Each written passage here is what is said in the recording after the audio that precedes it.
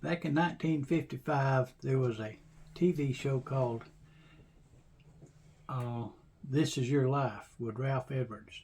So, this is my life with Brian Walden, my grandson.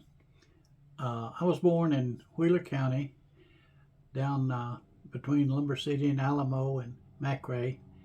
My father's name was Jesse D. Walden. My mother's name was Willie Lee Walden. I had three sisters, Runell, Gwen, and Murtis, and one brother, Gene. They've all gone on now. But I remember when I was born, we lived on my daddy was a sharecropper, and he promised the doctor uh, a, a pig because he didn't have money. And so I was born before my daddy could feed out the pig and give him to the doctor. The doctor died. So basically, I was born in debt. I've lived in debt, and probably when I die, I'll probably owe somebody. The doctor's name was Pierce, and they named me after him, William Pierce Walden. I spent most of my life, 15 years of my life, down in Wheeler County. Went to school at Sardis and Glenwood and Alamo. Finally, we moved up here when I was 15 years old because my sister was working at the VA and she didn't want to drive all the way from Dublin to Glenwood to work. So she convinced my daddy to move up to Lawrence County, and we come up here and got running water and a telephone and inside plumbing. I thought I'd done died and gone to heaven. I remember me and my brother, we used to plow mules down there in Wheeler County. One was named Maud and one was named Daisy. And one time we was been out in the field plowing, and we decided to ride the mules home. And about the time we got to the house, a rabbit jumped up and scared the mules, and they started running. So my brother saw the clothesline, and he ducked under it, and I didn't see the clothesline, and it kind of caught me across the chest and knocked me off. We had a friend down there named Wade Mead, but everybody called him Lightning. They had an Uncle Denny. He would tell us, he said, Bill, if you and Gene will rub Wade's nose in the cow manure, I'll give you a nickel. And we asked him if he wanted the hard kind or the soft kind, because you could take a nickel back in those days and get a 3-cent Coca-Cola, a Mary Jane, and a penny wheel and just about make a meal of it. That was the only type of money we knew was a nickel. But I remember I found a nickel one time, and it had been in the sand so long it turned green. So I give it to my mother to save it for me. And every time we'd go somewhere and I'd want to spend a nickel, I'd say, Mama, give me my green nickel. And she'd put it back and give me another one. I bet I spent that sucker 40 times. Anyhow, back down there, gasoline was only 13 cents a gallon, which was a good deal, except nobody had any cars. Everybody had a mule and wagon. I remember when Daddy traded in them sold them mules, got rid of them, and got a little Farmall Cub tractor. Man, I was as happy as I could be.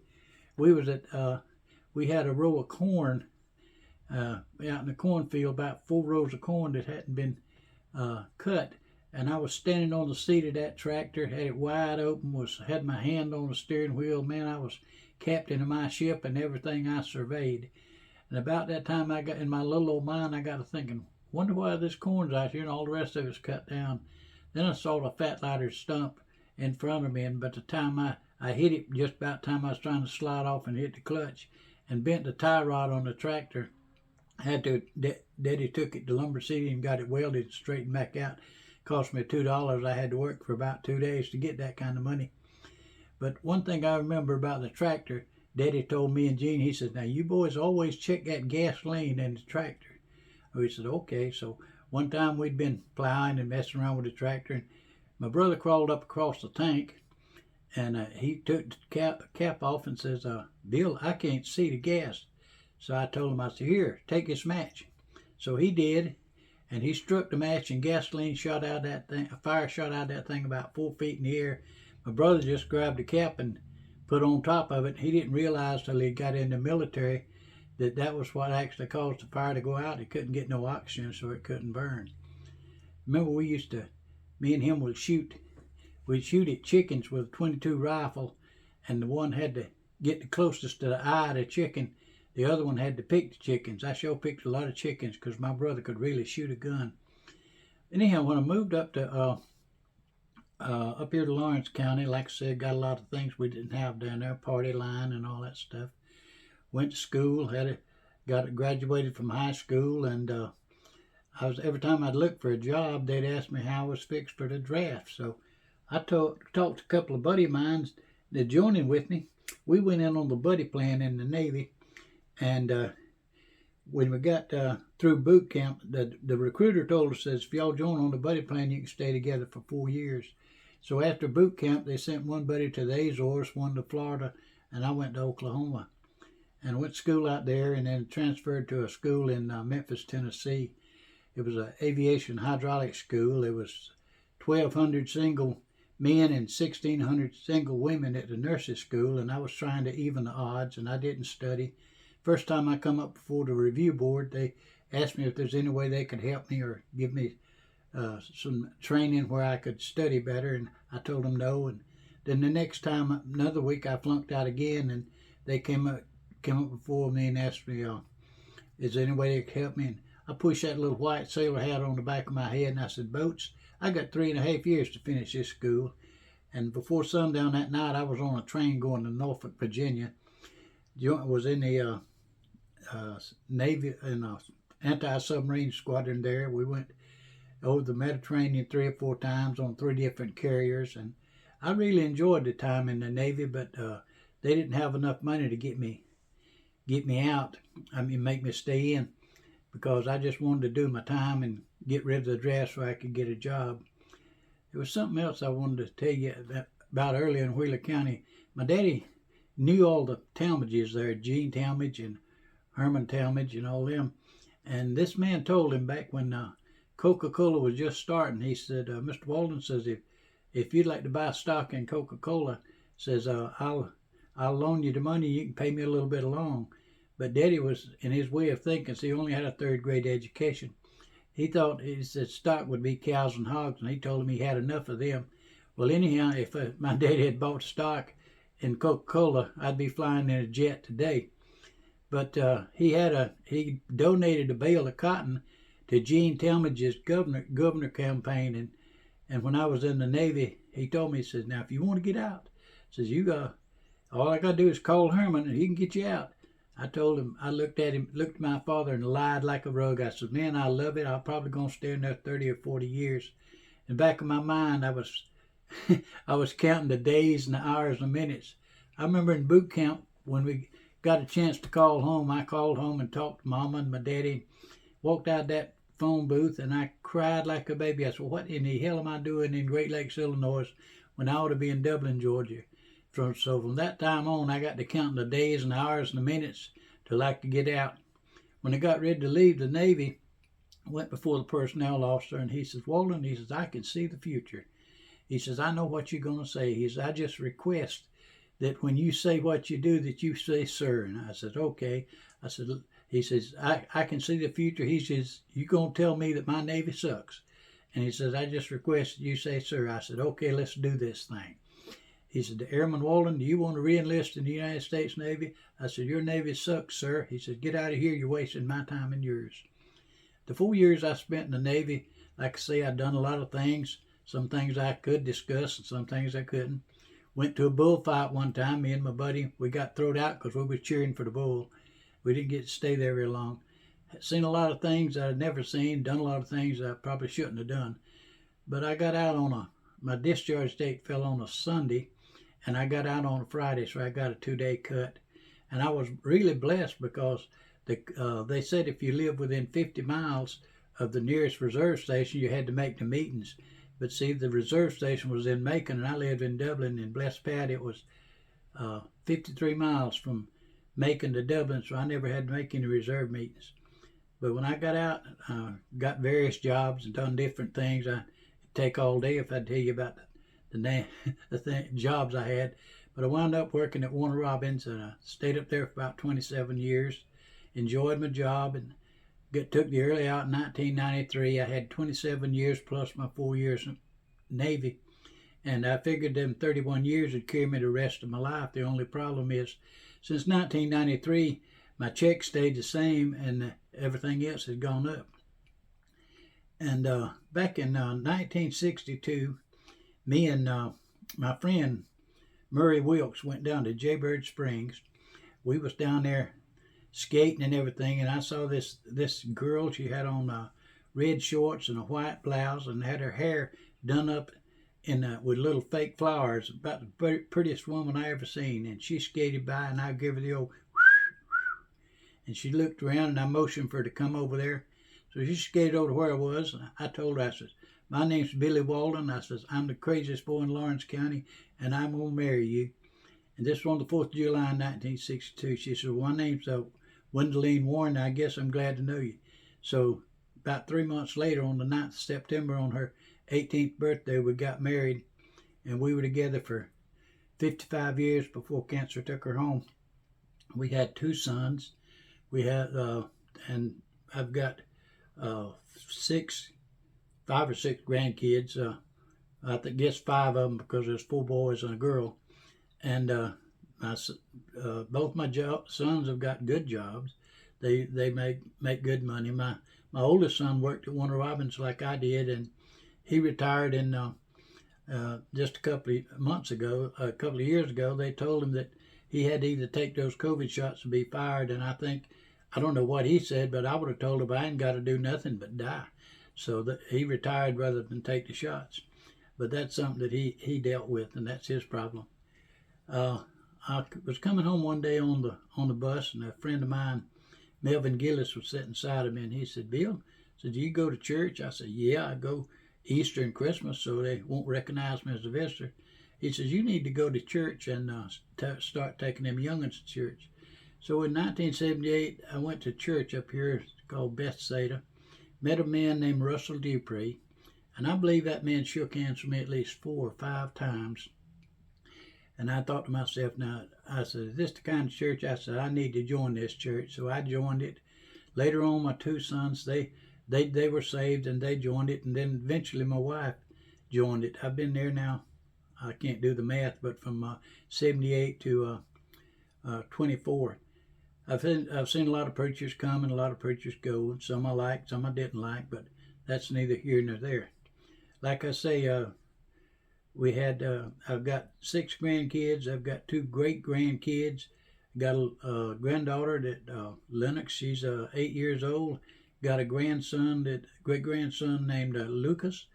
And I said my grandsons is Brian and Justin and Dylan and Johnny.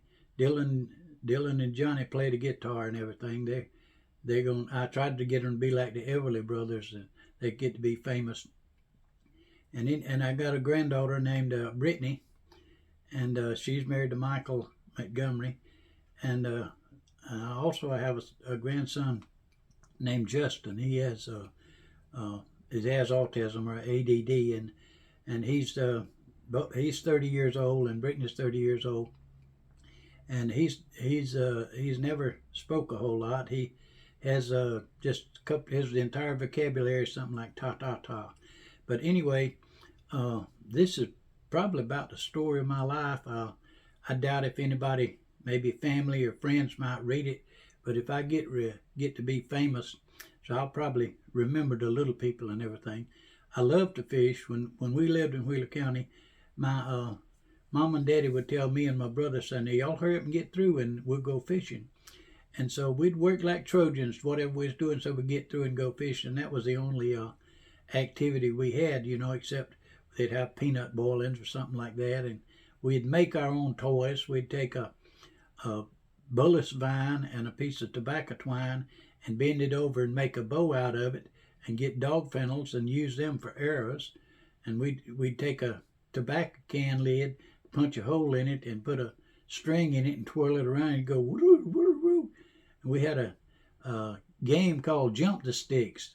We would lay down a couple of sticks, and everybody run jump them. The last one, wherever he landed, they'd move the stick up to it. And we played marbles and everything. My brother and my sister would go to school and and win marbles, and I'd go to school and lose them because I could be within 6 inches of a marble and still miss it. I remember one time while we was down there, this boy had, my sister bought me and my brother a couple of boxing gloves, and she was going with a professional boxer at that time, and my brother went down there, and this one guy kind of beat up on him and embarrassed him in the school, and so I got the guy to show me how to stick and move and jab and all that stuff, and I went down there and I finally talked him into putting on the gloves, and I beat his butt all over that schoolyard. Another thing that happened in school, about around in the 4th grade, they had a singing contest, and I entered it, and I remember the song I sang, My Grandfather's Clock, and I won the contest, and they gave me, the prize was a pack of firecrackers.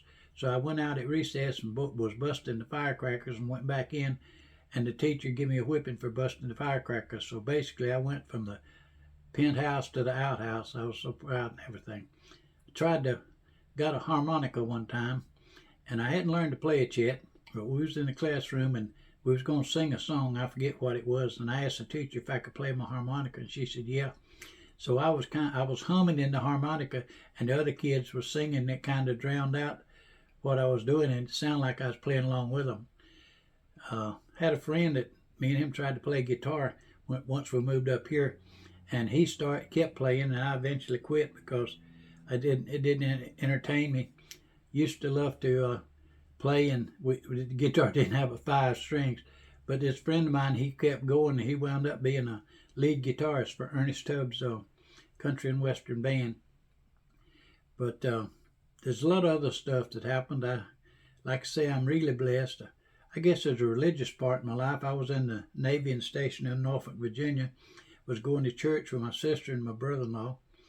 And in Sunday school, the teacher was trying to get us to give our life to Christ. And I felt like he kind of tricked me, because he said, now if you want to be saved, says raise your hand.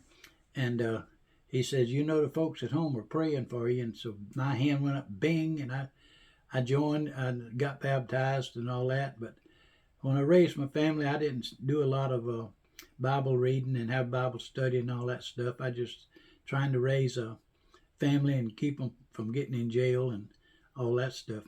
Oh, one more thing. This might be edited out, but me and my brother, when we was down in Wheeler County, there was a girl that lived across the field over there, and we'd play a game called Banana and Fruit Basket. I won't go into detail, but if you have an imaginative mind, you know what banana is and fruit basket. Sometimes we take our banana and put it in our fruit basket. But that's neither here nor there. Got into some trouble while I was in the Navy, and there's a lot of things I won't discuss because it's probably something nobody wanted to hear about.